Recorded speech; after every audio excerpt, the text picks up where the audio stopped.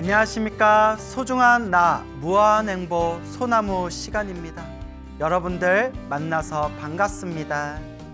예, 여러분, 우리가 하한거, 우리 불교의 하한거 결제가 시작되면 항상 우리 불자님들이 이제 백중기도, 우람분절 백중기도를 올리지 않습니까? 우람분절 백중이라는 것은 워낙 우리 불교에서 스님들이 널리 자주 많이 그렇게 설법하셨기 때문에 우리 불자님들 다 백중기도가 어떤 의미를 담고 있는지 다 잘 아실 겁니다. 그래서 나와 인연 있는 영가, 위로 아래로 옆으로, 특히 부모님과 조상 영가님을 기준으로 삼아서 나와 인연 있는 영가분들을 좋은 곳으로 천도하는, 지옥의 문이 열리고 저승의 길에서 하늘색의 길로 통하는 그런 백중일을 맞이해서 우리가 나와 인연 있는 영가분들을 위해서 공덕을 짓는 그런 소중한 불교의 명절, 그게 바로 우람분절 백중이 되겠습니다. 그래서 여러분, 소나무에서도 많이 자주 설명드렸지만 우리가 비록 눈에 보이지는 않지만 귀신, 영가 이런 거 무시할 수가 없습니다. 그래서 여러분, 지장경에도 분명히 나오지 않습니까?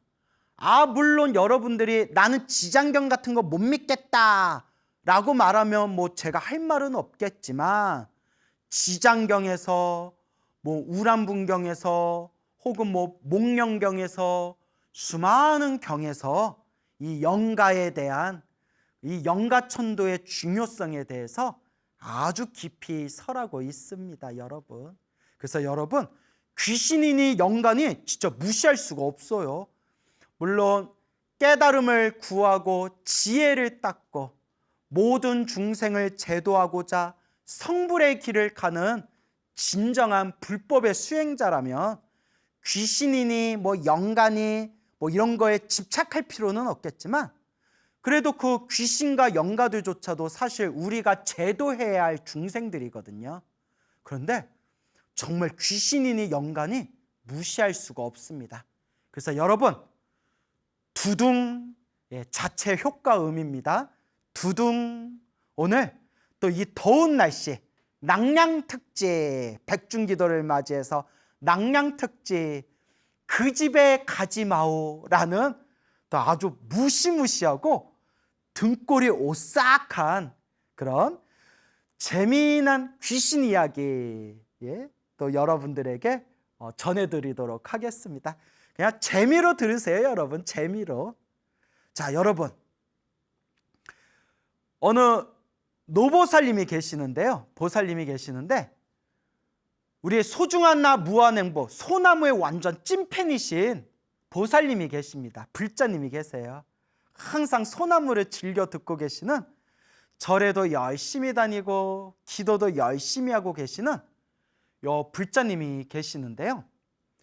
그 불자님이 몇 년 전, 오래전 조금 젊었을 때 이야기라고 합니다. 한 40, 50대? 50대? 50대 때 일이라고 해요. 한 40, 50대 때 일인 것 같아요. 그 불자님께서 이제 해주신 이야기인데요. 직접 체험하신 이야기인데, 그때는 그렇게 이제 절에를 열심히 안 다녔었던 때였나 봐요. 어느 날 이제 친한 친구들, 아줌마들끼리 이제 다 결혼하고 애 낳고 이제 애들도 제법 크고, 그러다가 이제 친구들이 야, 우리끼리 모여서 우리 어디 소풍 좀 다녀오자, 우리 어디 드라이브 가고 좀 놀다 오자 해가지고 이렇게 서로 시간을 짜가지고 친한 친구 8명이서 봉고차 하나를 딱 빌렸대요. 봉고차 하나 딱 빌려가지고 8명이서 딱 타고 오늘의 주인공이신 보살님이 딱 운전을 잘 하시나 봐요. 운전을 하고 봉고차에 딱 이제 친구들 자기까지 합쳐서 8명이서 강원도로 놀러 갔대요. 강원도로 가는데 그때 인터넷 검색할 줄도 모르고 뭐 어디 가야 됐지, 뭐 요새처럼 뭐 내비 찍고 가는 것도 아니고. 그래서 그냥 일단 야 강원도로 놀러 가자, 자 밟아라, 가자, 고 막 이러면서 이제 차를 타고 이제 강원도로 막 가면서 막 노래도 부르고 놀고 중간에 밥도 먹고 휴게소에서 좀 들려서 간식도 먹고 좀 졸고 이야기 나누고 뭐 그렇게 놀면서 차를 타고 이제 강원도로 싹 갔대요. 그러다가 해가 깜깜하게 이제 해가 졌대요. 해가 졌는데 이제 그때는 뭐 내비도 없고 하니까, 내비게이션도 없고 하니까 계속 그냥 북쪽으로 밟다 보니까 막 철조망이 보이더래. 철조망이. 그러니까 이제 친구들이 야 이러다 38선 넘어가겠다. 야 멈춰봐. 이러다 38선 넘어갈 것 같아. 그래서 대충 이제 시간이 막 8시 9시 막 그렇게 됐나 봐요. 해가 져가지고 그냥 막 저녁 내내 달린 거예요. 야 배고프다, 우리 저녁밥 좀 먹자, 밥 먹자, 저녁 먹자 해서 어디 그 시골길에 어디 식당이 보여서 깜깜한 어두운 날에 그 저녁 시간에 그렇게 이제 식당에 들어가 가지고 늦은 저녁을 먹었대요. 그래서 이제 늦은 저녁을 맛있게 먹고 이제 한 그때 막 8시 9시 넘어가니까 온몸이 노곤노곤 피곤하더래요. 여러분 노는 것도 체력이 있어야 놀아요. 그래서 노세 젊어서 노세, 힘 있을 때 놀아라 뭐 이런 얘기가 있잖아요. 물론 우리 불자들은 수행하세 젊어서 수행하세라고 해야겠죠.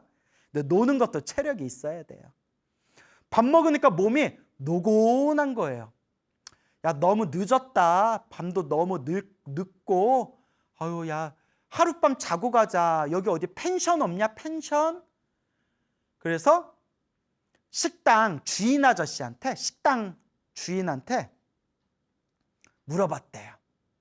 저희 8명인데 저희 자고 갈 수 있는 여기 뭐 펜션, 민박집 뭐 있을까요?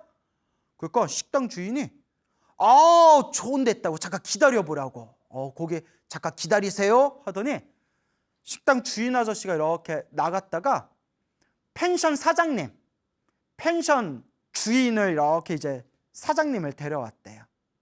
그래서 그 펜션 사장님이, 주인이 하룻밤 자고 가시게요? 아우 좋은 방 있습니다. 예, 우리 펜션인데 하룻밤 자고 가시면 됩니다.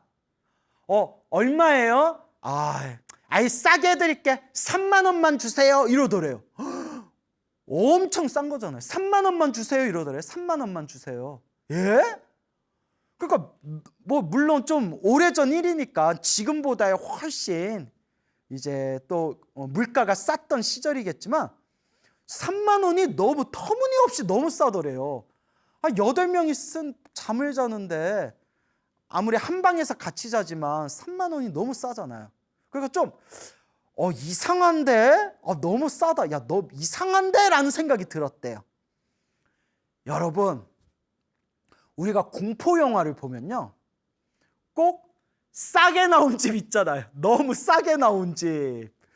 그러면 여기 집이 왜 이렇게 싸요? 내 주인이 급하다고 매물로 빨리 내놓은 거라서 싸요. 그냥 믿고 들어가시면 돼요. 이러다가 꼭 공포 영화에서 사단이 나잖아요. 그래서 멀쩡한데 너무 싸면 우리가 한번 의심해 봐야 돼요. 아니 펜션에서 하룻밤 자는데 3만 원, 8명이 자는데 3만 원, 너무 싼 거예요. 그래가지고 너무 싼데? 이상한데? 근데 친구들이 이제 너무 몸이 피곤하고 막 밤도 늦었고 그리고 어디 빨리 쉬고 싶은 마음에, 그리고 싸면 좋지, 뭐 몇만 원이라도 싸면 좋지, 뭐 하룻밤만 잘 건데, 이런저런 생각 때문에 그 펜션 주인을 따라서 이제 펜션집에 갔대요.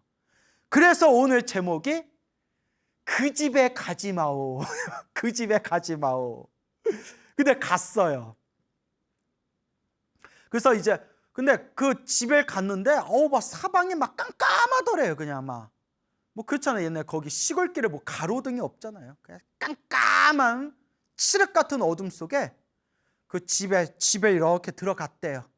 집에 이제 친구들이 들어가 가지고 이제 막 짐 풀고 이제 잠잘 준비하려고 하는데, 오늘의 주인공이신 그 보살님께서 하루 종일 봉고차를 운전해 가지고, 뭐 같이 있었던 친구들은 막 놀다가 차에서 자고 졸고 그래도 좀 쉬었잖아요.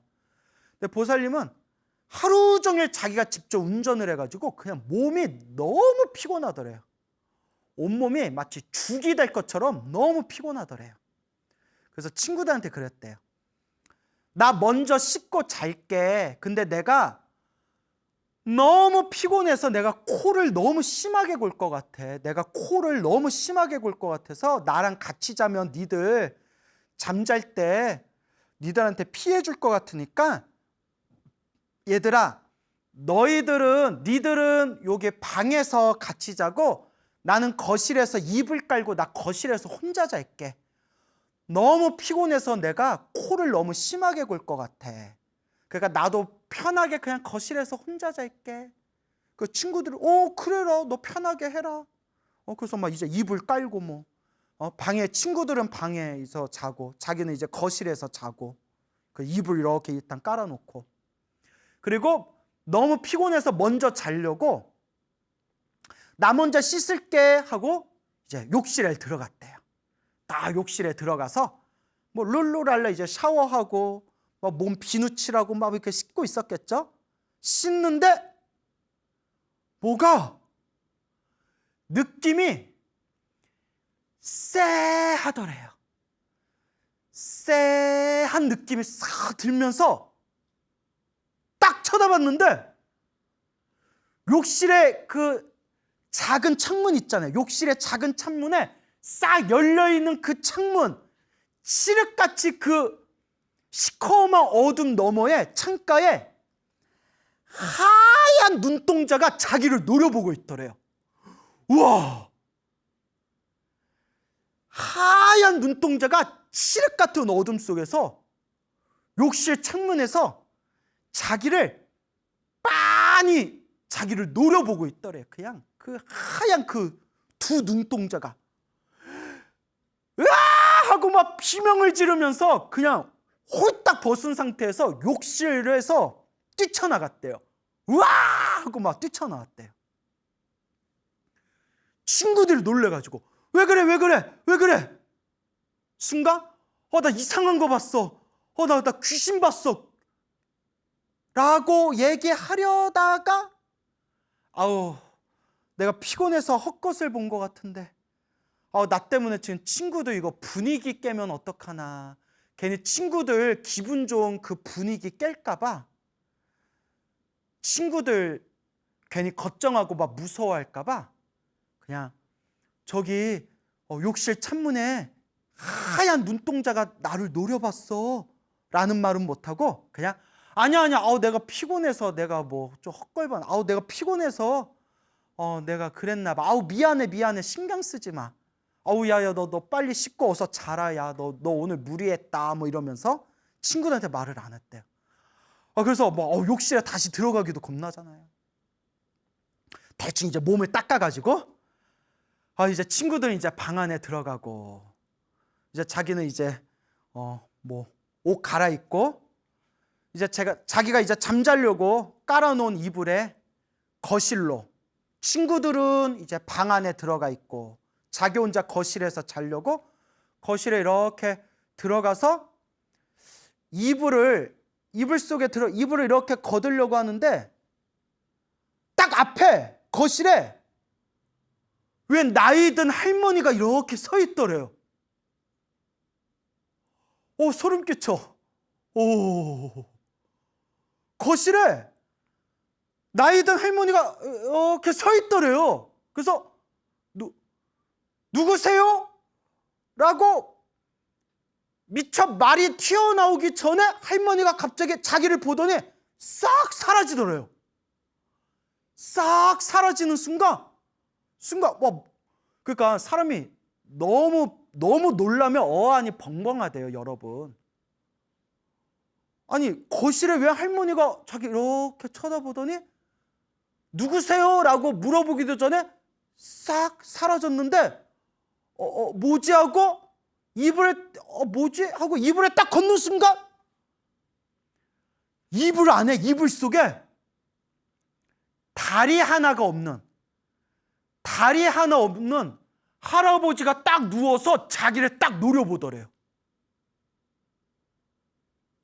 다리가 하나 없는 할아버지가 이불 속에 이렇게 누워있더니 그 이불에 딱 걷는 순간 그 할아버지가 보살님을 딱 노려보는데 다리 하나가 없어. 그래서 나온 게 내 다리 내놔, 내 다리 내놔. 그게 그래서 나왔나요? 와 하고 막 비명을 질렀대요. 와 비명 지른 순간 할아버지가 휙 하고 나가버리더래요. 와 비명을 지르니까 그때서야 방 안에 있던 친구들이 우르르르 뛰쳐나와가지고 왜 그래 보살님이 너무 놀래가지고 그렇잖아요. 잠자려고 거실에 와서 딱 이불 걷으려고 하는데 할머니가 딱 서 있더니 싹 사라져서 순간 뇌가 정지된 거예요. 너무 놀래가지고 뭐지 하는 순간 그 이불에 딱 걷는데 다리 한 짝 없는 할아버지가 딱 누워가지고 자기를 딱 노려보. 야 오늘 여러분들 참 다 잤다 아주 그냥. 으아 하고 놀라고 할아버지는 싹 나가버리고 친구들 막 뛰쳐나오고 왜 그래? 그때서야 막 얘기를 했대. 나 실은 욕실에서도 허연 눈동자가 나 노려보고 있고 욕실 창문 밖에서 나 이제 씻고 자려고 했는데 웬 할머니가 나 쳐다보더니 누구세요 하기도 전에 휙 사라지더니 내가 막 너무 놀라서 막 그냥 입을 걷었는데 막 다리 한 짝 없는 할아버지가 누워서 자기 노려보고 있다가 싹 사라졌다고. 나 귀신 봤어. 여기 귀신 있나 봐. 막 이러니까 막 친구들 난리 나고 막 보면 막 경기를 일으키는 거잖아요. 눈앞에서 생생하게 봤으니까. 그때 그 친구 중에 그 8명 친구 중에 목욕탕 하던 친구가 있었대요. 이야기가 참 디테일하죠. 목욕탕 하던 아무개 친구가 있었는데 이 친구가 절에 열심히 다니는 불자였대요. 그래서 천수경을 다 외우고 있었대요. 천수경을. 여러분 천수경 다 외우십니까? 그래도 불자라면 예불문, 천수경, 반야심경 정도는 꼭 외워야 돼요. 천수경을 다 외우고 있었대요. 친구가. 목욕탕 하던 친구가 놀란 보살님을 이렇게 이제 등을 어루만져 주면서 너 놀랬나 보다. 야 너 헛거봤나 보다. 여기 옆에 누워. 내가 옆에서 천수경 읽어줄게 이랬대요. 내가 옆에서 천수경 읽어줄게. 천수경 읽어줄게. 옆에 누워. 그래서 옆에 이렇게 누웠는데 친구가 옆에서 같이 옆에 이제 앉아가지고 정구업진언 수리수리 이렇게 천수경을 잘 읽어줬대요. 나모라 단나다라 야야 하면서 다 읽어줬대요. 그러니까 또 이제 불심은 있어가지고 그 천수경 독경 소리를 들으니까 마음이 이렇게 편안해지면서 이렇게 이제 잠들었대요. 마음이 편안해져서 잠들었대요. 야, 나 같으면 그날 잠 못 잤다. 여러분들 같으면 그런 걸 봤는데 그날 잠이 오겠어요? 야, 나 그거 절대 혼자 못 잔다. 막 옆에 친구들 양쪽에서 팔짱 끼고 자야지. 야, 진짜 상상만 해도 무섭네. 그래서 이렇게 이제 잠이 들었는데 딱 깨보니까 거실에 자기 이렇게 혼자 누워 있고 깜깜한 한밤중이었대. 새벽에 한밤중. 대충 이제 그때 한 2, 3시 정도 됐대. 새벽 2, 3시에. 2, 3시에 이렇게 잠을 깬 거예요. 여러분 몸이 너무 피곤해도 잠에 못 든다고 하잖아요. 몸이 너무 피곤해서 그냥 이렇게 이제 잠에 깼어요. 그래서 몸이 이렇게 답답하더래요. 그냥 가슴이 답답해가지고 시원한 바람을 좀 쐬고 싶어서 이렇게 거실 밖에, 집 밖에 마당으로 나왔대요. 야, 우리 같으면 밤에 잠자기 전에 그 소동을 겪었으면, 나 같으면 여러분, 우리 같으면 혼자서 집 밖으로 못 나갈 것 같은데, 그 새까만 밤에. 근데 이렇게 찬바람 쐬고 싶어서 답답해서 앞마당에 나왔대. 마당에 이렇게 나와서 그냥 바람 쐬고 있는데, 새까만 그 칠흑 같은 한밤중에 새벽 2, 3시에 저기 이렇게 막 숲이 보이는데, 수풀이 보이는데, 나무 보이고 막 숲이, 막 강원도 산이잖아요. 막 수십 명 되는 수십 명이 되는 군인들이 저기서 막 뛰어다니고 막 총 들고 막 엎드렸다가 앉았다가 섰다가 뛰어다니다가 한두 명이 아니라 수십 명의 군인들이 막 뛰어다니면서 막 훈련을 받고 있더래요. 훈련을 하고 있더래요. 저기서 막 뛰어다니고 저기서 막 뛰어다니고 막 총 들고 막 엎드리고. 그래서 군인들 막 뛰어다니는 걸 보면서, 야, 참, 아유, 고생이 많다. 그 보살님이 그거 보면서, 아유, 이 늦은 시간에 무슨 훈련을 해? 아유, 참 고생이 많다. 이 늦은 시간에 저렇게 훈련을 하냐 하고 이렇게 보다가 몸이 또 피곤하고 해서 이제 다시 안으로 들어갔대.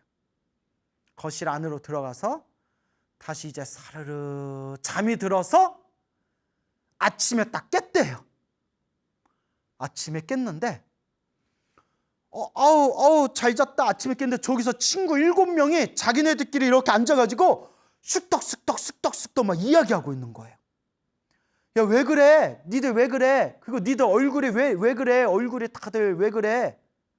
야, 너 참 잘 잤어? 왜 그래? 한밤중에 이 7명 친구들이 한 명도 제대로 잠을 못 잤대요. 무슨 소리야 하니까, 친구들은 방에서 잠을 잤잖아요. 방에서 이렇게 자려고 폼 잡고 있는데, 밖에서 딸칵 끼탁 하는 소리가 들리더래요. 문 열려서 문이 닫히는 소리가 들리더래요. 야, 누가 왔어? 우리 거실에서 자고 있는 애가 왔다 갔다 하나? 근데 자꾸 문이 열렸다 닫혔다 열렸다 닫혔다 끼탁 그러면서 자꾸 막 누가, 사람들이 다다다다 이렇게 막 다니는 걸음걸이가 저벅저벅 소리가 막 나더래요. 놀래가지고 야야야, 뭐야, 혼자였으면 뒤집어졌을 거예요. 근데 막 7명, 친구들 7명이 같이 있으니까 야야, 나가봐 해서 가보니까 문이 잠겨 있는 거예요. 문이 잠겨 있고 아무도 들어온 흔적이 없는 거예요. 문 잠겨 있는 거 다시 확인하고, 또 방에 있으면 문이 열렸다 닫혔다 하면서 자꾸 문 밖에서 사람들 걸어 다니는 소리가 들리더래요. 어우, 소름 끼쳐. 어우. 자꾸 문이 열렸다 닫혔다 사람들 걸어 다니는 소리가 들려서 막 소름이 끼쳐가지고 새벽 내내 뜬 눈으로 지샜다는 거예요. 야, 여기 이상해. 여기 귀신의 집인가 봐. 야, 집 미쳤나 봐. 야, 우리 빨리 나가자 해가지고 그냥 부랴부랴 이제 짐을 싸가지고 딱 이제 집에 나가서 차를 타고 그냥 뒤도 안 돌아보고 나왔대요. 그랬는데 저기 이제 앞에 이제 동네 슈퍼마켓이 있었대요. 동네 슈퍼마켓이. 근데 이제 뭐 하다못해 물도 마시고 뭐라도 좀 먹어야 될 거 아니에요. 그 슈퍼마켓에 이제 멈춰서 거기서 이제 뭐 물하고 뭐 간식거리 같은 거 사면서 그 슈퍼마켓 아저씨한테 물어봤대요. 아저씨, 저 펜션집 아세요? 이러니까 슈퍼마켓 아저씨가 아유, 거기 귀신 나오는 집이에요 이러더래요. 예? 아우, 저게 귀신 나오기로 유명한 집이에요. 예? 저게 펜션 주인 아세요? 아유, 그 집 주인은 그 집에서 살지도 않아요. 딴 데서 살아요. 그 집이 옛날부터 그 집을 주인이 팔려고 해도 하도 소문이 더럽게 나가지고, 귀신 나온다고, 저 터가 안 좋다고 하도 소문이 더럽게 나가지고 팔리지가 않아서 그냥 울며 겨자 먹기로 저거 그냥 외부 손님, 외부인들 오면 싼 값에 그냥 돌리는 집이에요. 주인은 저 집에 살지도 않아요. 저 귀신 나오기로 유명한 집이에요. 우와. 아니, 근데 제가 밤에 마당에 나와보니까 한밤중에 막 군인들 막 훈련받고 있던데, 아유, 뭔 소리예요. 여기 군인들 오지도 않는데 군인들이 무슨 여기서 훈련을 받아요. 여기 군인들 여기 오지도 않아요. 여기 군인들 훈련받는 데 아니에요. 헉! 온몸에 소름이 쫙 돋으면서 뒤도 돌아보지 않고 스치듯 안녕, 행여라도 우리 다시 보지 말자, 그리고 뒤도 안 돌아보고 그냥 떠났다고 해요. 요 사건을 그 친구들하고 자기까지 포함해서 8명이 그 펜션 집에서 생생하게 이걸 경험하고 난 뒤에 요 보살님, 오늘의 주인공이신 이 보살님이 자기는 그날 그 사건 그 이후로 귀신이 있니 없니, 뭐 영가가 있니 없니, 이제 이런 말 아예 입 밖으로 꺼내지도 않는데요. 자기는 100% 믿는데요. 영가, 귀신 100% 믿는데요. 자기가 체험했기 때문에. 그러면서 하시는 말씀이, 그래서 저는 그날 그 사건을 경험한 뒤로 지금까지 절에 다니면서 한 번도 빠지지 않고 묻지도 말고 따지지도 말고 한 번도 빠뜨리지 않고 백중기도를 안 올려본 적이 없대요. 항상 백중기도를 올린대요. 자기는 영가를 100% 믿는데요. 그래서 그날 이후로 항상 자기는 절에다 백중기도를 올리게 되었다라는 말씀을 하셨습니다. 와, 어때 여러분, 재밌었나요? 저는 이거 듣고 뭐 너무 재밌었는데, 우와, 신기하다. 우리 소나무 찐팬이신 보살님께서 이렇게 전해주신 이야기가 되겠습니다. 그래서 여러분, 무시할 수 없는 세계가 있어요. 물론 저는 행여라도 저도 보고 싶지 않아요. 저도 귀신 영가 보고 싶지 않아요. 그걸 왜 봐요? 예? 잠자리 뒤숭숭하게. 그래서 예전에 그 청화 스님, 청화 큰 스님이라고 계셨어요. 우리의 한국 불교, 현대 한국 불교의 가장 독보적인 위치를 차지하고 계시는, 정말 이 시대에 출현하신 성자라고 불리우는 청화 큰 스님, 청화 스님이라고 계시는데, 그 청화 스님께서 곡성에 태안사라는 절을 크게 중창불사를 하셨어요. 중창불사. 중창불사는 원래 있던 절이 그게 이제 불에 타거나 무너져서 사라진 절을 다시 불사를 해서 일으킨 걸 중창불사라고 해요.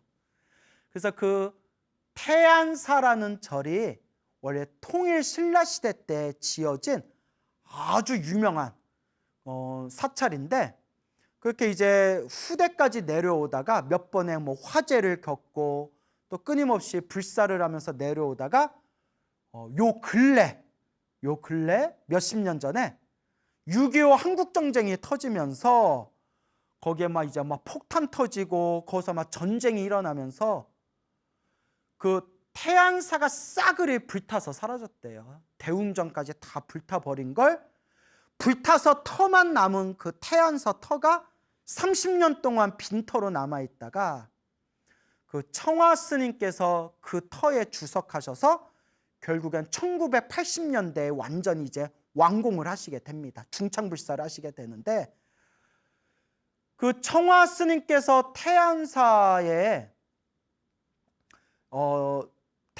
이제 새롭게 불사하시기 전에 그 산에 비가 부슬부슬 오는 음침한 날, 좀 어두컴컴한 날이면 혹 그 산을 지나가다가 군인들하고 빨치산들을 많이 봤대요. 군인들하고 빨치산들이 저기서 막 서로 총 겨누면서 막 뛰어다니고, 막 옛날 군복을 입은 군인들이 막 뛰어다니는 걸 본대요. 여러 명이 봤대요. 요새 저런 옷을 안 입는데 뭐지? 저 사람들 뭐지? 뭐 드라마 찍나? 영화 찍나? 아이고구. 그때 그 산에서 전투가 벌어져가지고 죽었던 국군들하고 국군들하고 그 빨치산들이 한이 맺혀가지고 저승길로 가질 못하고 이승에 구천을 떠돌면서 그 산에서 그 영가들이 떠들고 있는 거예요. 유명한 얘기를 해요, 여러분. 그걸 본 분들이 많대요. 유명한 얘기래요. 그렇게 거기에 막 국군들 영가들하고 공비들, 빨치산들 영가들이 막 보이고 막 그랬대요. 1970년대 후반까지만 하더라도 거기 지나가다가 그 보는 사람들이 제법 있었대요. 그러다가 거기에 이제 태안사 터에서 청화 큰 스님께서 이제 태안사를 불사하시면서, 아예 큰 스님은 안 보셨겠어요. 큰 스님도 다 보셨겠죠. 그래서 정말 그때 영가천도를 열심히 하셨대요.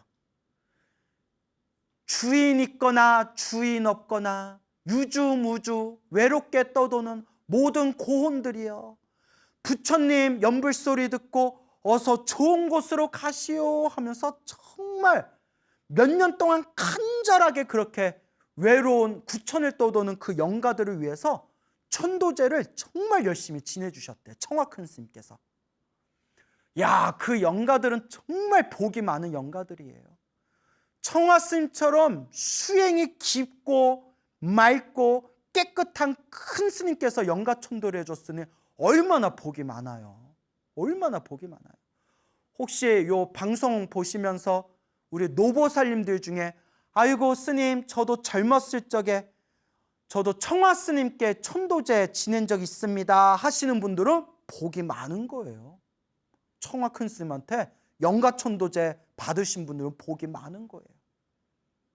평생 그렇게 나무아미탑을 연불하시면서 계율청정, 맑고 깨끗하게 계율을 지키면서 살아오셨던 큰 스님이 그 외롭게 떠도는 영가들을 위해서 지극정성 영가천도제를 지낸 뒤에 몇 년을 그렇게 지내고 난 뒤에 그 근처에서 보이던 그 몇십 년 동안 비가 오고 으슥한 음침한 날이면 항상 보였던 그 귀신들, 영가들이 청화 큰 스님이 몇 년 동안 지극정성 천도제를 올리고 난 뒤에는 흔적조차 없이 싹 사라져서 다시는 이제 그 자리에 그 군복을 입은 그 영가들이 다시는 보이지 않게 되었다라는 정말 믿거나 말거나 전설 같은 이야기가 전해지고 있습니다.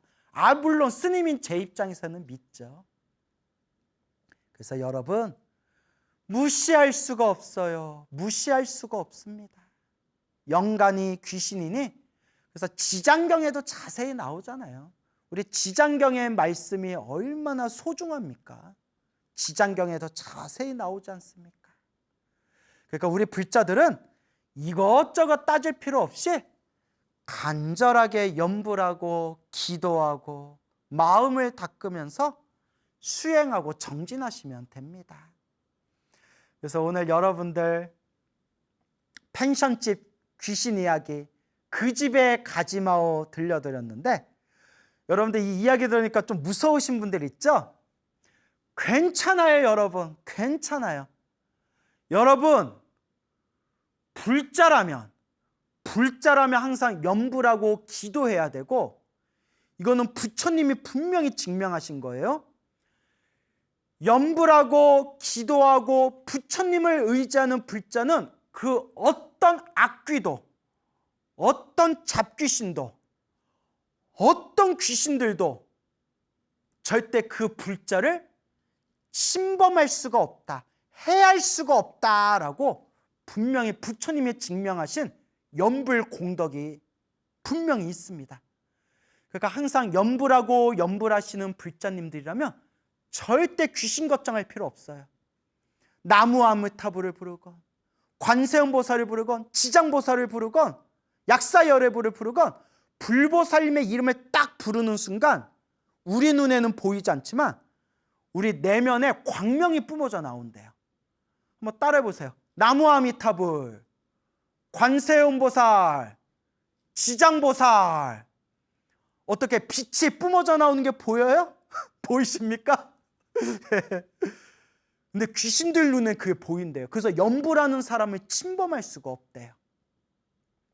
그리고 여러분들이 어디 뭐 민박집에 가거나 펜션에 가거나 어디 막 으슥한 곳에 가서 잠을 자는데 막 무섭거나 막 이상한 소리가 들린다거나 막 그러면 묻지도 말고 따지지도 말고 딱 여러분 인터넷 동영상, 요새 너튜브에 들어가면 인터넷 동영상에 염불소리, 독경소리 크게 틀어놓고 주무시면 돼요.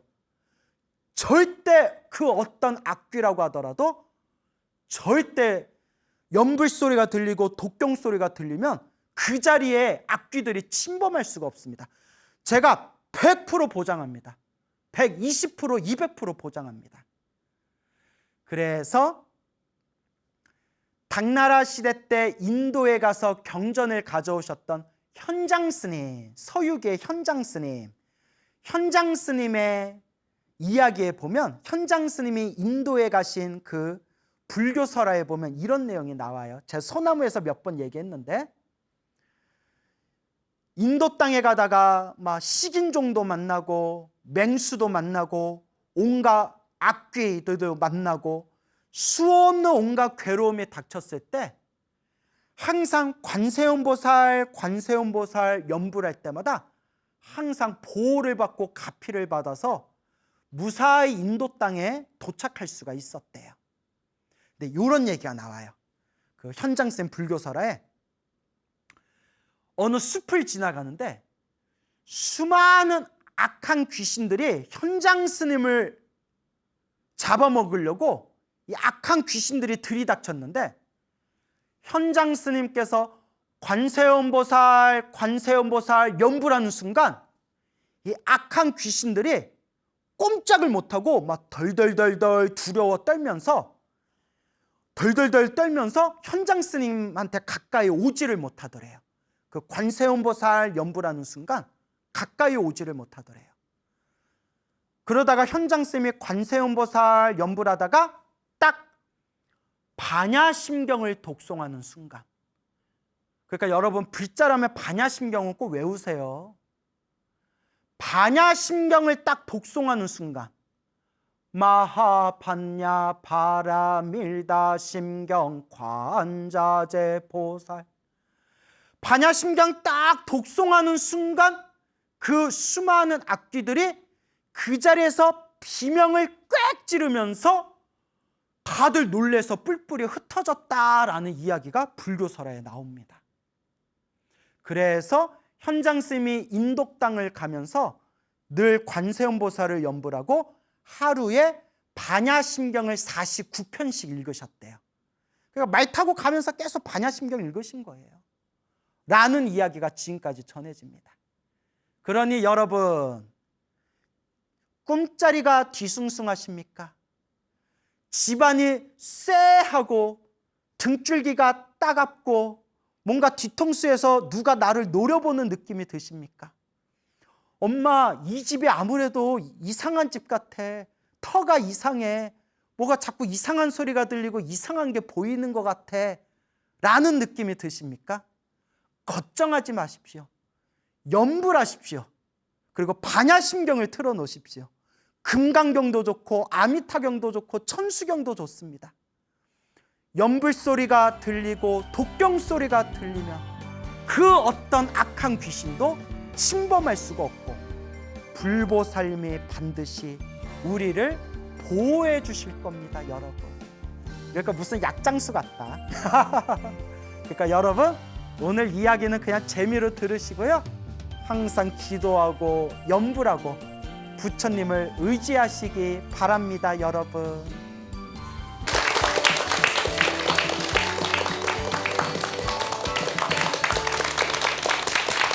예, 만나서 반갑습니다.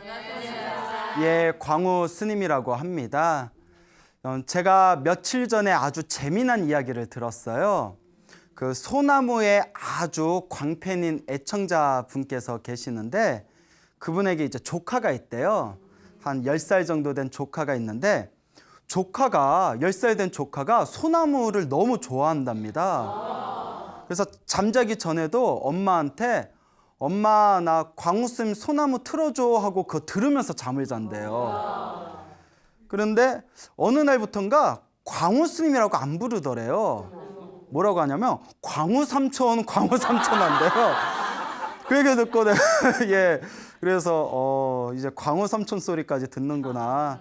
그래서 어쨌거나 아이가 이 소나무를 보고 있다면 제가 너무나 고맙다고. 그러니까 어린 나이에도 이렇게 부처님의 가르침이 담겨져 있는 소중한 나 무한행복 이 프로그램을 너무나 애청해줘서 고맙다라고 전해드리고 싶습니다. 자, 우리 불교에서는 사람이 살아가는 데 있어서 잘 먹고 잘 살고 부귀와 영화와 명예와 권력을 누리는 행복은 진정한 행복이 아니라고 했습니다. 죽고 나면 뿔뿔이 흩어지는 영원하지 않은 허망한 행복입니다. 사실 다 꿈과 같은 거죠. 근데 우리 주변 사람들이 다 똑같은 얘기예요. 얘 살다 봤더니 명예도 권력도 다 필요 없더라. 몸 건강하고 마음 편안한 게 최고더라. 이런 이야기 많이 하잖아요. 그러면서 막상 놓으라면 놓아요, 못 놓아요? 예, 그냥 다들 말로는 잘해. 말로는 다 도인이야. 근데 막상 놓으라고 하면 자기의 욕망과 집착을 놓으라고 하면 쉽게 놓아진다, 안 놓아진다. 예, 그게 바로 우리 중생들의 업장이죠. 우리 중생들의 근원적인 업보가 됩니다. 그래서 불교에서는 이 세속에서 얻는 행복은 진정한 행복이 아니라고 했습니다. 오로지 깨달음의 행복만이 진정한 영원한 행복이 된다고 했습니다. 그래서 불교에서 말하는 깨달음은 번뇌의 소멸을 뜻합니다. 무엇의 소멸이라고요? 예, 번뇌의 소멸이라고 한다. 불교에서는 뭐 108가지 번뇌가 있다고 하고요. 그래서 뭐 108번뇌 하잖아요. 그리고 84,000가지 번뇌가 있다는 이야기도 합니다. 84,000가지 번뇌든 108번뇌든 결국 세 가지로 집약이 됩니다. 오로지 이 세 가지로 모든 번뇌를 다 함축시킬 수가 있는데 그 세 가지가 바로 삼독이라고 부릅니다. 예, 삼독, 세 가지 독이다. 그러면 그 세 가지 독이 무엇이냐? 탐욕, 성냄, 어리석음. 그래서 탐, 진, 치, 삼독이라고 부릅니다. 탐욕과 성냄과 어리석음. 여러분들 탐욕 있어요, 없어요? 있죠. 여러분 화 나요, 안 나요? 화 나죠. 여러분 지혜로워요, 어리석어요? 야, 자기를 이렇게 잘 알아. 예? 이 정도면 뭐 반쯤 깨달았네. 자기 자신을 안다는 게 얼마나 중요해요. 그래서 탐욕과 성냄과 어리석음 이 세 가지 독, 이 삼독이라는 번뇌가 우리 중생들의 깨달음과 진정한 행복을 장애하고 있답니다. 그러니까 불교에서 수행이라는 것은 사실상 탐, 진, 치 이 삼독을 소멸하는 과정이 불교에서 말하는 수행의 과정이 되겠습니다. 자, 그래서 불교에서는 오랫동안 이 탐욕, 성냄, 어리석음. 그 탐욕이라는 것은 더 깊이 들어가면 나라는 것에 대한 집착입니다. 나라는 것에 대한 집착. 그리고 내 것에 대한 집착. 어떤 분이 이런 얘기를 해요. 스님, 저는 저 자신보다도 자식을 더 사랑합니다. 저는 저 자신보다도 남편이나 아내를 더 사랑합니다. 저는 저 자신보다도 제 가족을 더 사랑합니다. 근데 중요한 게 있어요. 누구 가족이니까? 나라는 게 낀 거예요. 내 자식, 내 아들, 내 딸, 내 남편, 내 아내, 내 가족. 결국 내가 아닌 가족을 사랑하지만 가족 안에 중심은 결국 누가 있다? 내가 있는 거예요. 결국 내 것이기 때문에. 그래서 중생이 가장 버리지 못하는 집착 중에 하나가 나와 내 것이라는 집착입니다. 그래서 나라는, 내 것이라는 이 탐욕과 욕망을 완전히 내려놓았을 때 우리는 진정한 행복을 얻게 된다. 비우면 비울수록 더 큰 충만함을 느끼게 된다라고 불교에서 말하고 있습니다. 또 이 얘기를 이렇게 이제 말씀을 드리면 이 이야기의 핵심이 그러니까 허망한 집착을 놓아버리고 욕심 없는 삶을 살아라 이 뜻이잖아요. 근데 이걸 또 이상하게 받아들인 사람이 있어요. 그럼 스님, 오늘부로 이혼할까요? 뭔 얘기야? 내가 욕심 없는 삶을 살으랬지 이혼하라고 했어요? 아니 스님, 가족들에 대한 집착도 내려놓으라면서요. 가족에 대한 집착은 내려놓되 집착 없이 가족을 위해서 최선을 다하는 거. 아하고 어하고 알아들어야지. 여러분, 가족도 내 것이라는 집착이 있어서 그렇습니다. 집착을 내려놓으세요 하면 그러면 뭐 이혼 도장 찍고 말년에는 나 혼자 편하게 살아야 되겠다. 이러면 돼요, 안 돼요? 안 돼요. 그러니까 가끔 소나무 보시는 분들도 가끔 아마 절에 안 다니는 분들일 거예요. 내가 이야기하려는 그 핵심이 A인데 꼭 B로 비꼬아가지고 왜곡해서 해석하는 사람도 있더라고요. 근데 미치고 팔짝 뛰겠어. 아니 내 얘기가 그 얘기가 아닌데 꼭 이상하게 왜곡해서 갑자기 화가 나네요. 예, 제 말뜻 이해 가시죠? 예, 그러니까 욕심을 버리라는 거는 나의 어떤 허망한 나만을 생각하는 이기적인 욕심을 버리라는 뜻이지, 허망한 집착을 버리라는 뜻이지 허무주의로, 염세주의로 살아가라라는 말이 아닙니다. 여러분들 다 알아들었어요? 네. 믿을 수가 있어야지. 이래놓고 뒤에서 또 딴소리 하면 또. 자, 그래서 여러분들은 지혜로우시니까 잘 이해했으리라 믿습니다. 그래서 불교에서는 나와 내 것에 대한 욕망을 내려놓는 것, 이것을 굉장히 중요하게 생각을 합니다. 그냥 나와 내 것에 대한 욕망의 대표적인 게 뭐가 있냐? 첫째가 재물욕. 둘째가 명예욕. 명예에 대한 욕망. 그 다음에 셋째가 성욕. 막 결혼해서 뭐 러블러브 뭐 이런 거 있잖아요. 성욕. 그 다음에 네 번째가 식욕. 막 이렇게 자꾸 먹는 거. 그 다음에 다섯 번째가 수면욕. 또 잠은 어느 정도 자주 해야 되잖아요. 그런데 이 다섯 가지의 욕망에 우리가 푹 빠져서 진리와 깨달음의 세계를 놓아버리고 이 욕망을 추구하는 삶만 살아간다는 거예요. 사람이 살아가면서 어느 정도 재물이 필요해요, 안 필요해요? 근데 남 뒤통수 쳐가면서 엄청난 욕심을 가지고 남 괴롭히면서까지 재물을 추구하는 거는 바로 죽은 뒤에 나쁜 세계에 떨어지는 지름길이 되는 겁니다. 사람이 살아가면서 기본적인 명예가 필요해요, 안 필요해요? 필요하죠. 그런데 남에게 피해주면서까지 스스로 막 관심받고 명예를 이루기 위한 것도 아주 잘못된 행위라는 거죠. 그러니까 이러한 어떤 수많은 욕망들에 우리가 파묻혀서 진정한 진리와 깨달음의 길을 놓치고 있구나. 그래서 부처님께서는 이러한 탐욕과 욕망을 다 내려놓았을 때 진정한 큰 행복을 얻게 된다라고 누누이 말씀을 하셨습니다. 부처님 당시에 그 당시에 아주 유명한 시리마라는 이름의 기생이 있었다고 합니다. 아주 고급 기생이었대요. 이름이 뭐라고요? 시리마. 그런데 엄청나게 예뻤대요. 너무 예뻐가지고 이 수많은 사람들이 시리마하고 하룻밤을 보내려면 1000냥을 내야 됐대요. 그 정도로 어마어마하게 아름다운 그 나라를 대표하는 아주 유명한 기생이었는데, 그런데 이 기생하고 하룻밤을 자려면 얼마를 내야 된다고요? 1000냥. 그 어떤 부자가 와서 너하고 하룻밤 자려면 어떻게 해야 되냐? 1000냥입니다. 야, 조금만 깎아줘 했더니 이 기생이 싫어 임마 이랬대요. 싫어 임마, 싫어 임마. 그래서 이름이 뭐가 됐다? 시리마가 되었다라는, 이거 믿거나 말거나 시리마, 예, 실엄마. 그래서 이제 깎아주면 제때 안 봐줘준다 해서 실엄마, 시리마, 예, 실엄마가 아니라 시르마라는, 예, 나도 이름이 막 헷갈린다. 시리마라는 기생이 있었습니다. 근데 이 기생이 처음에는 성격이 아주 못됐대요. 엄청나게 못된 성격이었는데 부처님의 설법을 듣고 마음의 깨달음을 얻었다고 합니다. 그래서 우리가 모든 번뇌와 욕망이 사라진 거룩한 성자를 아라한이라고 부르잖아요. 아라한이 되려면 4단계의 깨달음이 있습니다. 그래서 수다원, 사다함, 아나함, 아라한이 되는데 이 시리마는 아주 성격이 못된 여자였는데 부처님의 설법을 듣고 수다원가를 얻게 됩니다. 아라한이 될 수 있는 제1단계 깨달음을 얻어요. 엄청난 경지예요.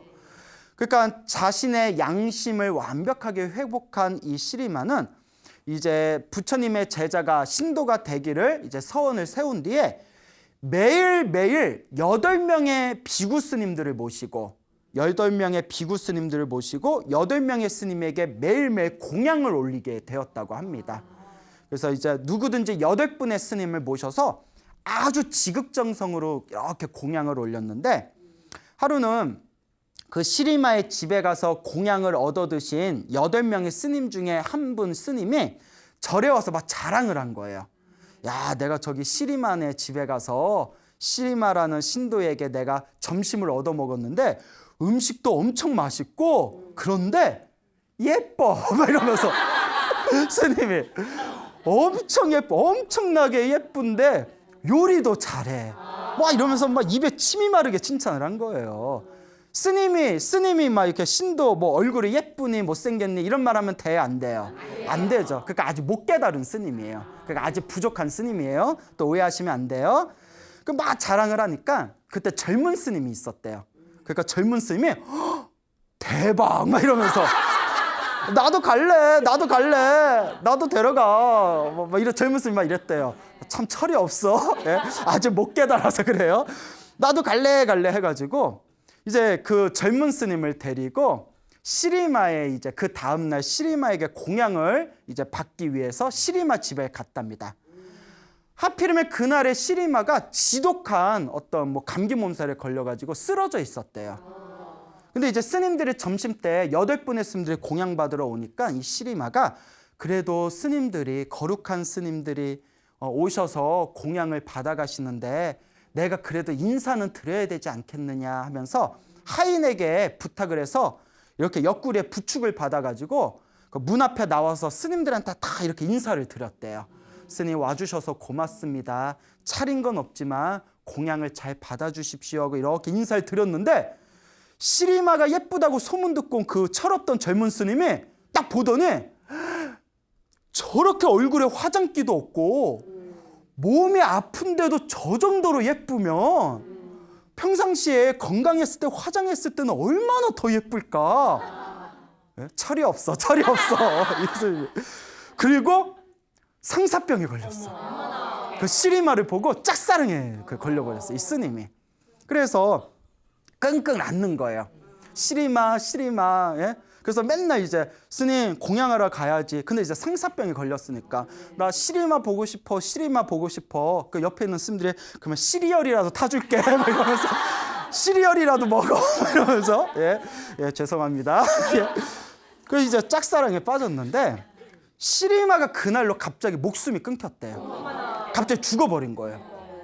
그러니까 워낙 나라에서 유명한 기생이었고 또 부처님의 그 신도였잖아요. 독실한 신도였으니까 그 나라의 왕이었던 빈비사라 왕이 이제 부처님께 보고를 올립니다. 부처님, 독실한 신자였던 시리마가 갑자기 세상을 떠났다고 합니다. 그 부처님께서 가만히 이렇게 침묵을 지키시다가 왕이시여 부탁이 있습니다. 예, 말씀을 하시죠. 시리마를 묘지에 갖다 놓되 화장하지 마시고 몇 날 며칠 동안 일체 까마귀나 들짐승들이 시체를 훼손하지 못하도록 묘지에 이렇게 갖다 놓고 그 시체가 상하지 않게 좀 지켜주십시오라고 부탁을 합니다. 그 왕은 이해가 안 되잖아요. 죽은 사람의 시체를 화장하지 말고 묘지에 놓고 병사들을 시켜서 까마귀나 들짐승들의 이렇게 파먹지 못하게 지켜달라. 근데 부처님께서 워낙 깊은 뜻이 있으시겠지 하고 왕이 예, 부처님 제가 그렇게 하겠습니다 해서 시리마를 이제 공동묘지에 놓고 이제 병사들을 시켜서 지키게 합니다. 근데 여름이 덥잖아요. 하루가 지나고 이틀이 지나고 사흘이 지나니까 막 몸에 구더기가 끓고 막 몸이 이제 썩어서 무너지고 막 살이 막 부글부글 막 끓어오르고 시체가 막 부패돼 버리는 거예요. 그때 며칠이 지난 뒤에 시체가 거의 이제 썩어서 이제 몸이 이렇게 막 무너지고 있을 때 부처님께서 그 젊은 스님, 짝사랑에 빠진 젊은 스님을 포함해서 젊은 제자들을 데리고 시리마가 있는 공동묘지에 갑니다. 공동묘지에 다. 근데 소문이 난 거예요. 야, 부처님이 수많은 젊은 스님들을 데리고 시리마가 있는 공동묘지에 가신다. 그 얘기를 듣고 왕과 대신들, 신하들도 시리마가 있는 공동묘지에 같이 모였어요. 그 부처님이 딱 시리마가 있는 공동묘지에 왔는데 시리마한테 짝사랑에 빠졌던 그 젊은 스님은 시리마가 죽은 줄 모르고 있었던 거예요. 뭐 방에서 시리얼이나 먹고 있었겠지. 살았는지 죽었는지도 모르다가 딱 보니까 시리마의 썩어가는 몸을 보고 충격을 받은 거예요. 그 자리에서 충격을 딱 받은 거예요. 그리고 처음에는 슬퍼하고 애통해하다가 그 썩어가는 몸을 보면서 사람의 육신이 아무리 살아생전에 아름답다 하더라도 썩으면 저렇게 다 흩어지는 건데 내가 저런 몸뚱아리에 사랑에 빠졌구나 하면서 마음에서 막 부끄러움이 일어납니다. 그때 부처님께서 옆에 찾아온 왕에게 다음과 같이 부탁을 합니다. 왕이시여, 이 시리마를 누구든지 1000냥을 내면 이 시리마와 하룻밤을 보내게 해주겠다라고 공고를 내려주십시오. 썩어버린 시리마의 시체를 두고. 그 왕이 그 공고를 내렸어요. 누구든지 1000냥을 내면 이 시리마와 하룻밤을 보내게 해주겠다. 누가 있느냐. 그러니까 1000냥을 내고 시리마, 썩어버린 시리마 시체하고 하룻밤을 보낼 사람이 있겠어요, 없겠어요? 당연히 없죠. 있으면 정신병자죠. 그렇잖아요. 썩어가는 시체로 어떻게 하룻밤을 보내요? 그래서 1000냥에서 500냥으로 내렸대요. 500냥. 그런데도 사람이 있어요, 없어요? 그래서 100냥으로 내렸대요. 그래도 없어요. 그 50냥으로 내렸대요. 그래도 없어요. 그래서 이제 자, 이 왕이 뭐라고 했냐면 공짜다. 이 시리마와 하룻밤을 보내고 싶은 사람은 무조건 공짜다. 근데 있어요, 없어요? 아무도 없는 거예요. 자, 그때 부처님께서 수많은 제자들에게 이렇게 이야기합니다. 나의 제자들아, 잘 들어라. 시리마가 살아생전에는 이 나라의 수많은 부자들이 1000냥을 내고서라도 하룻밤을 보내고 싶어 했다. 그런데 1000냥을 내고서라도 하룻밤을 보내고 싶었음에도 불구하고 수많은 사람들이 밀려 있었기 때문에 애를 태우면서 몇 날 며칠을 기다려야 됐다.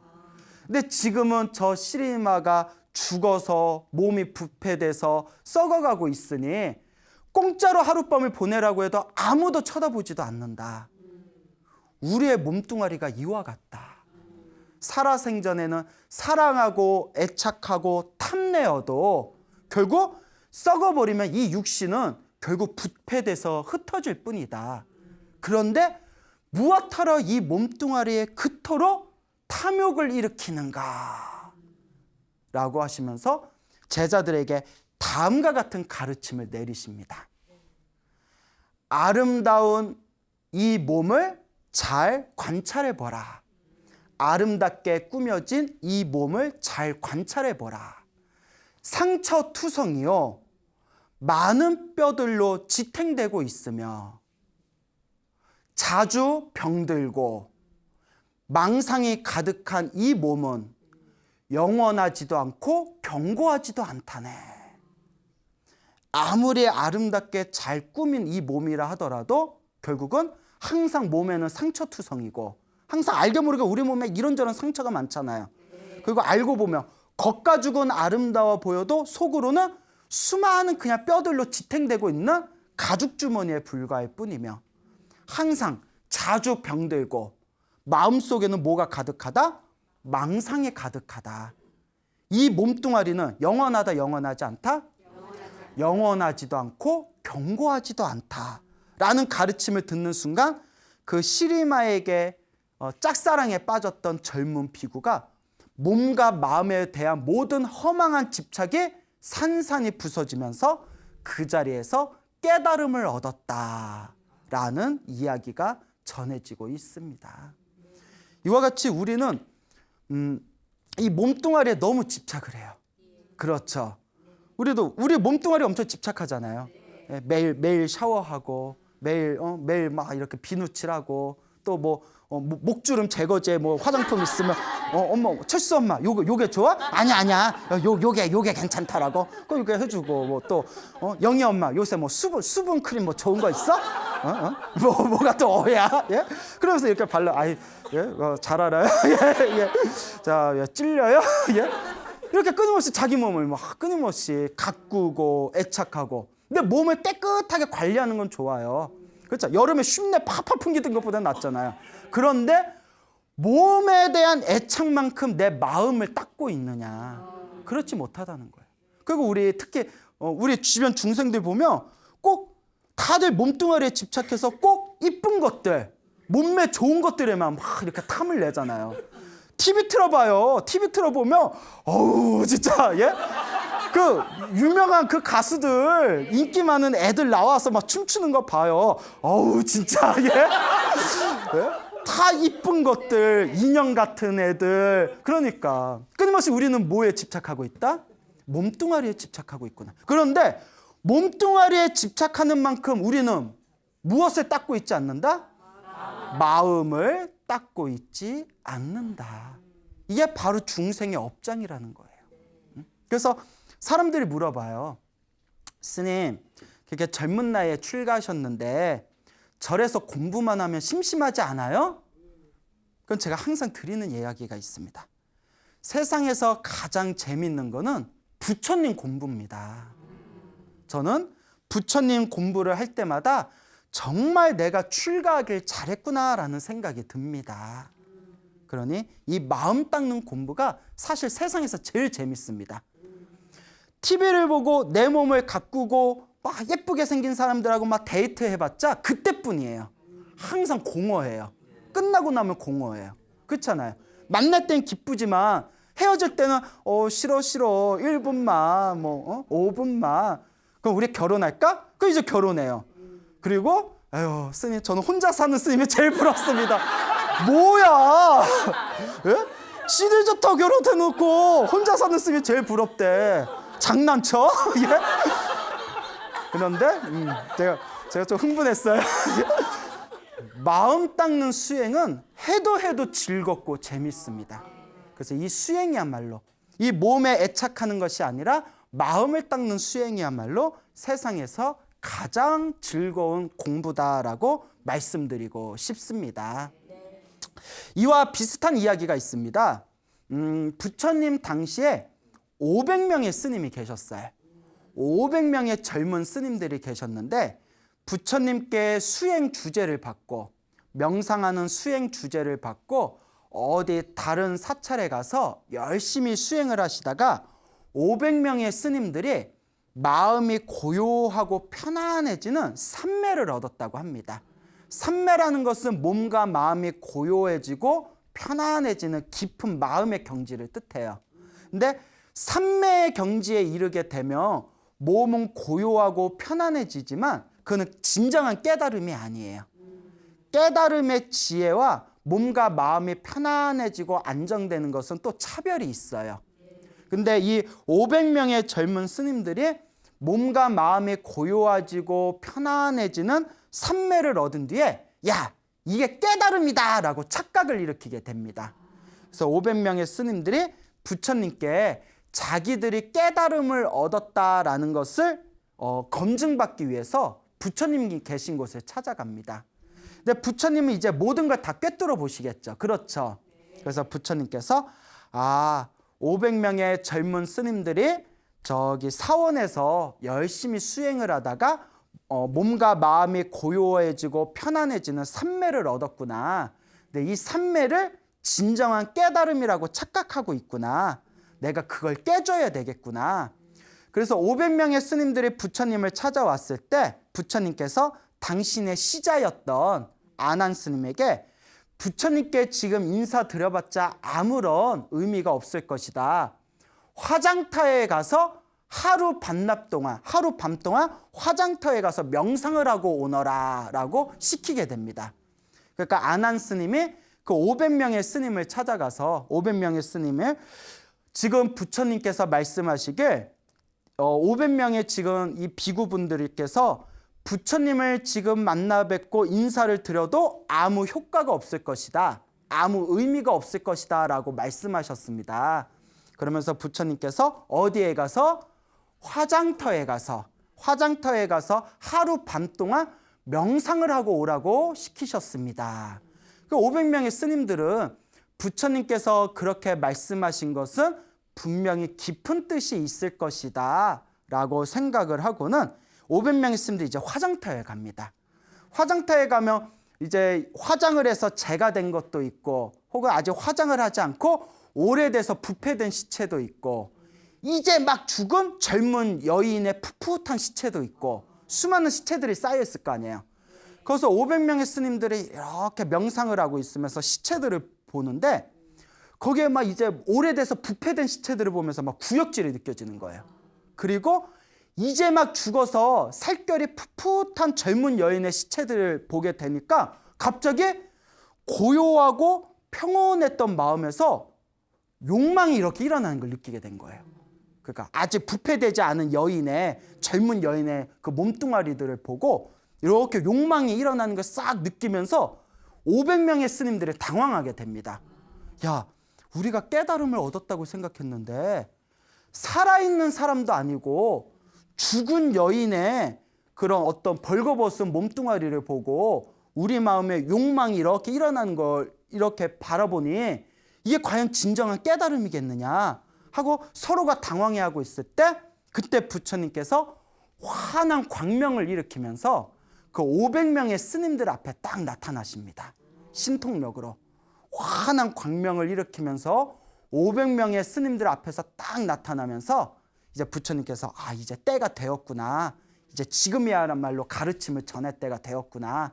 이 500명의 이 스님들의 마음을 일깨워 줄 때가 왔구나 하시면서 환한 광명 속에 화장터에 있는 500명의 스님들 앞에 부처님이 딱 나타나시더니 제자들이요, 비구들이요, 저 뼈 무더기들을 보고 욕망이 일어난다면 과연 그것이 진정한 깨달음이겠느냐라고 한마디 딱 해주시면서 다음과 같은 가르침을 내리십니다.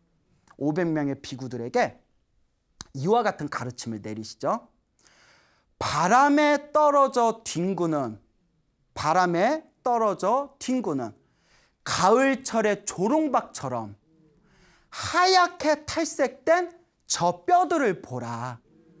그걸 바라보는 게 무슨 즐거움이겠는가 라는 말을 딱 듣는 순간 500명의 스님들이 순간 몸과 마음과 욕망에 대한 모든 집착이 산산이 부서지면서 그 자리에서 모두 다 아라한이 되었다. 아라한, 모든 욕망과 번뇌가 사라진 거룩한 성자가 되었다라는 이야기가 전해지고 있습니다. 우리 주변에 보면 실제로 자기가 깨달음을 얻지 못했는데 깨달음을 얻었다고 착각하면서 사는 사람들이 간혹 있어요. 그러니까 스스로 그렇게 수행이 깊지 못하고 진정한 깨달음을 얻지 못했는데 마치 자기가 도인인 것처럼 도인 흉내 내면서 사는 사람들이 의외로 있습니다. 그런데 지금 이 이야기에서도 500명의 비구 스님들이 마음에 고요하고 편안한 경지를 얻고 자기들 무엇을 얻었다고 착각했다고 했죠? 깨달음을 얻었다고 착각했죠. 그걸 누가 부셔줬죠? 부처님께서 부셔줬죠. 어디 가서?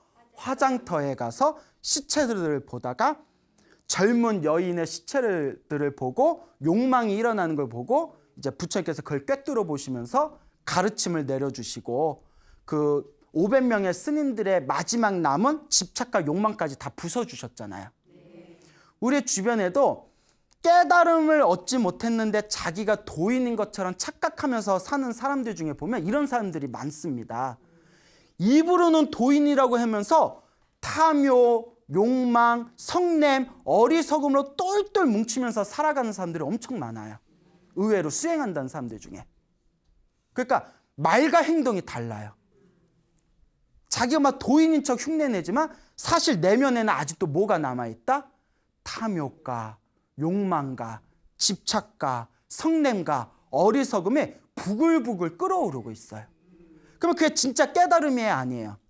아니에요. 그건 가짜 깨달음인 거 자기가 속고 있는 거예요. 근데 그걸 또 말해주면 너는 잘났냐 막 이래버려요.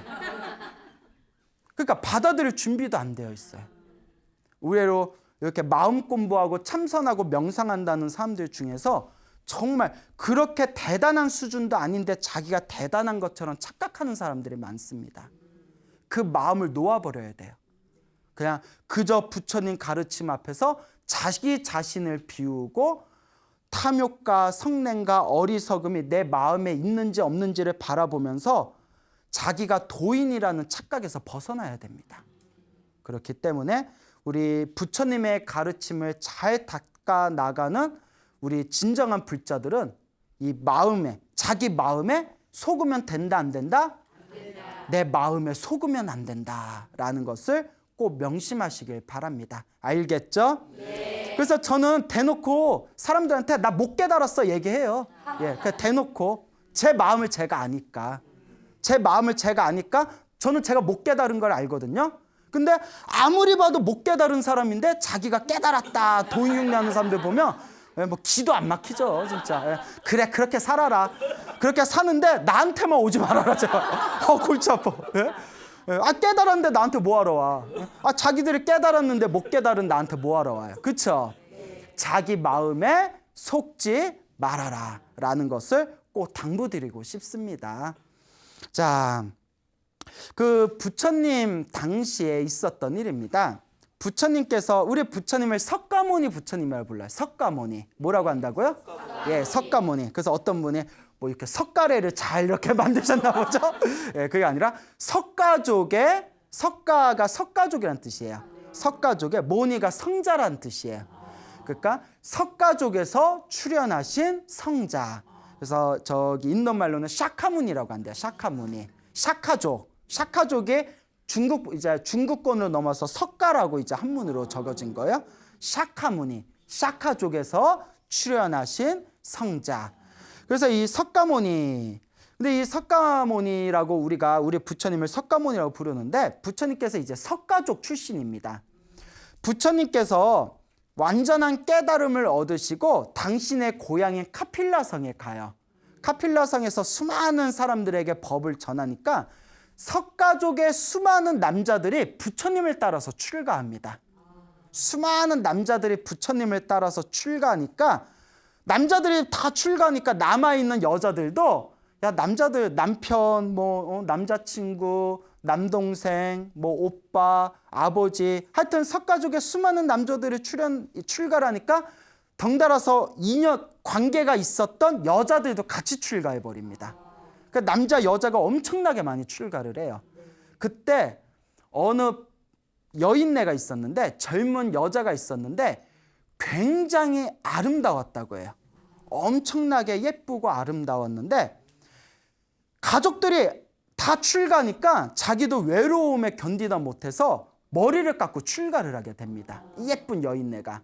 그러니까 이 여자가 머리를 깎고 출가해서 비구니가 된 게 수행하기 위해서 비구니가 된 게 아니라 가족들이 출가를 하니까 외로워서 출가하면 가족들하고 또 같이 살 수 있으니까 그래서 머리를 깎고 출가한 거예요. 그러니까 어떤 외로움과 어떤 쓸쓸함 때문에 가족들을 보고 싶어서 머리를 깎고 비구니가 되었기 때문에 수행하겠다는 의지가 있었을까요? 없었을까요? 전혀 없었대요. 그리고 워낙 어렸을 때부터 예쁘다 예쁘다 예쁘다라는 소리를 들어서 병에 걸린 거예요. 공주병. 하도 예쁘다 예쁘다 하니까 진짜 지가 예쁜 줄 알아. 그 공주병이 걸렸어요. 어떻게 해야 돼? 여기 이제 공주병에 걸렸는데 근데 실제로 엄청 예뻤대요. 그러니까 출간 뒤에도 이 거울을 보면서 어머 예뻐 예뻐 예뻐 머리를 빡빡 깎아도 예뻐 뭐 혼자 이러면서 보통 웬만큼 예쁜 여자도 머리 빡빡 깎으면 예쁘기가 힘들거든요. 예, 머리빨이 끝발이라고. 이 머리빨 빼면 이렇게 여자 얼굴이 이렇게 예쁘기가 힘들어요. 그렇잖아요. 예. 그러니까 어머 어쩜 나는 이렇게 머리를 빡빡 깎아도 예쁠까? 막 이렇게 비구니가 돼도 공주병이 걸린 거예요. 그 나중에는 무슨 소리까지 하냐면 부처님이 나를 못 봐서 그렇지 부처님이 나를 보면 한눈에 반할걸? 이런 생각까지 하는 거예요. 미쳤어. 중증이야 중증. 그러니까 중됐지. 중증이야. 그래서 이제 공주병에 걸렸는데 수행은 안 하고 맨날 거울만 보고 있고 혼자서 예뻐 막 이러고 있으니까 부처님이 그걸 알겠어요 모르겠어요? 뭘 몰라요. 다 꿰뚫어 보시지. 그 부처님께서도 야 쟤는 이제 약도 없다. 쟤 어떡하냐. 뭐 저런 애가 출가해가지고 그 부처님께서 저 교만한 마음을 깨줘야 되겠구나. 저 교만한 마음을 내가 깨트려줘야 되겠구나 라고 결심을 하십니다. 그래서 부처님께서 비구니 스님들을 다 모아놓고 어느 날 이제 법문을 하십니다. 법문을 딱 하시는데 그 공주병에 빠진 비구니도 다 앞자리에 앉은 거예요. 그러면서 부처님이 오늘 나랑 눈을 마주치면 한눈에 반할걸? 뭐 이러면서 부처님이 그 마음을 다 꿰뚫어 보시잖아요. 근데 부처님이 신통력을 부려가지고 어마어마하게 예쁜 16살 된 정말 예쁜 선녀를 하나 딱 옆에다 만들어 놓습니다. 부처님이 신통력으로 환상을 부려가지고. 그리고 부채로 그 예쁜 선녀가 자기 부처님의 몸을 이렇게 부채질하는 환상을 하나 만들어냅니다. 근데 누구 눈에만 보이게? 그 비구니 눈에만 보이게. 곤죽병에 걸린 비구니 눈에만 보이게 신통력을 다 만들어내요. 그래서 웬 예쁘게 생긴 선녀가 부처님 옆에서 부채질을 하니까 이 비구니가 깜짝 놀란 거예요. 너무 예쁜 거예요. 뭔 여자애가 저렇게 예쁘냐. 그래서 얼마나 예쁜지 여러분 예쁜 게 자기보다 조금 예쁘면 질투심이 일어난대요. 자기보다 조금 예쁘면 질투. 어머 코 했네 코 했어. 에이 화장 지으면 에이 저거 화장이 아니라 저거 변장 수준이네 뭐 이러면서 너무 예뻐 버리면 체념을 한대요. 기가 죽어버리는 거예요. 다 경험 있죠? 너무 예쁘면 그냥 놓아버린대요. 비교가 안 되니까. 뭐가 저렇게 예쁘냐. 마치 황금 백조 앞에 까마귀 같은 느낌이 들 정도였대요. 그 부처님이 그 교만함을 깨주려고 작심하고 예쁜 선녀를 신통력으로 만들어낸 거예요. 그래서 부처님이 그 마음을 딱 꿰뚫어 보시고 옳거니 걸렸구나. 이제 믿기에 걸린 거예요. 부처님의 신통력으로 그 예쁜 선녀가 점점 나이 들게 만들었답니다. 영화에서처럼 막 점점 나이가 들게 만들어 보니까 앞에 앉았던 비구니가 왜 저러지? 이상하네 하다가 그 선녀가 점점 나이가 들어가지고 이번에 병에 걸린 거예요. 병에 걸려서 막 그 자리에서 막 똥오줌을 싸고 그 똥오줌 위에서 막 비명을 지르면서 막 뒹구는 거예요. 그 선녀가 나이가 들어서. 그 비구니가 보고 막 구역질이 나는 거예요. 뭐 온몸에 똥오줌이 묻혀서 막 아프다고 뒹굴뒹굴 구르니까. 그러다가 그 자리에서 선녀가 죽어버린 거예요. 부처님이 다 만든 한바탕 연극이에요. 선녀가 죽어가지고 점점 썩어서 부패돼서 몸에 있는 모든 구멍에서 막 고름이 흘러나오고 막 시체가 썩어가는 게 그대로 다 펼쳐지더니 백골만 남아서 가루가 돼서 사라져버리는 거예요. 비구니가 그 자리에서 그걸 다 보면서 막 구역질이 느껴지다 순간 저렇게 예쁜 몸뚱아리도 결국은 늙고 병들고 죽어서 사라지는구나. 결국 내 몸도 늙고 병들고 죽고 사라지겠구나. 이 몸뚱아리는 영원한 것도 없고 고정된 실체도 없구나라는 모든 집착에 대한 어떤 집착을 깨트릴 수 있는 바른 지혜가 순간 번쩍 일어난 거예요. 그때 부처님께서 딱 꿰뚫어 보시면서 그 공주병에 걸린 비구니에게 다음과 같은 가르침을 내립니다. 비구니야. 이 몸은 피와 고기로 덮여 있고 뼈로 이어진 성과 같다. 뼈로 이어진 성과 같다. 그 안에는, 그러니까 우리 몸뚱아리 안에는 교만과 비방과 늙음과 죽음이 함께 머무르고 있구나 라는 설법을 듣는 순간 그 비구니가 그 자리에서 모든 집착이 산산이 부서지면서 무엇이 되었다? 아라한이 되었다. 공주병에 걸렸던 비구니가 부처님의 가르침을 통해 욕망과 번뇌가 완벽하게 소멸된 위대한 성자 아라한이 되었다라는 이야기가 전해지고 있습니다. 이와 같습니다, 여러분. 불법의 핵심은 나와 내 것이라는 집착을 내려놓아야 됩니다. 그래서 부처님께서도 이 모든 것이 다 한바탕 꿈과 같구나. 내가 집착하는 모든 게 꿈과 같고 헛개비와 같다는 것을 꿰뚫어보고 이 집착을 놓아버리면 우리도 또한 모든 욕망과 번뇌가 사라진 무엇이 될 수 있다? 예, 거룩한 성자가 될 수 있다라고 말씀하고 계십니다. 여러분, 행복해지고 싶습니까? 네. 행복한 삶을 창조하고 싶습니까? 네. 복을 지으십시오. 선업을 지으십시오. 공덕을 쌓으십시오. 복과 선업과 공덕의 힘이 여러분들을 진정한 행복의 길로 이끌어 줄 것입니다. 여기서 마치겠습니다. 소중한 나 무한 행복.